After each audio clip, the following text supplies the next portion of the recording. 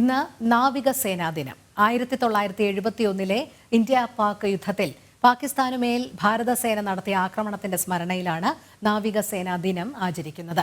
സേനാദിനത്തോടനുബന്ധിച്ച് കൊച്ചിയിൽ ദക്ഷിണ നാവിക കമാൻഡിലെ സൈനികർ നാവികാഭ്യാസ പ്രകടനം നടത്തും.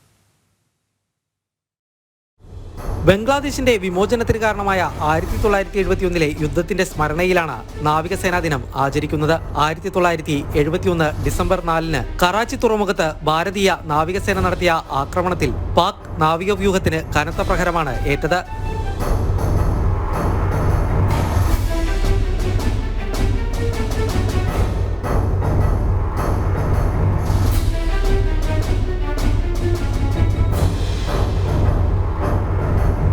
ഓപ്പറേഷൻ ട്രൈഡന്റ് എന്ന പേരിട്ട ദൗത്യത്തിൽ മിസൈൽ ബോട്ടുകൾ നടത്തിയ ആക്രമണത്തിൽ പാക് നാവികസേനയുടെ നിരവധി കപ്പലുകൾ തകർന്നു. ഡിസംബർ 3 ഇന്ത്യൻ വ്യോമകേന്ദ്രത്തിന് നേരെ പാകിസ്ഥാൻ നടത്തിയ ആക്രമണത്തിന് മറുപടിയായിരുന്നു operation trident. INS Veer, INS Nirghat, INS Nipat തുടങ്ങിയ യുദ്ധക്കപ്പലുകളുടെ അകമ്പടിയോടെയാണ് നാവികപ്പട കറാച്ചിയിൽ പ്രത്യാക്രമണം നടത്തിയത്.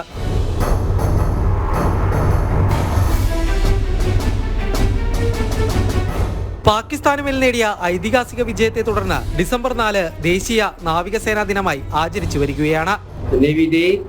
Is not just a celebration of our victory in 1971. It is also an acknowledgement of Indian Navy's role in Operation Trident, and more importantly, is a tribute to the bravery, courage and valor of our men who made the supreme sacrifice in the defense of our beloved nation.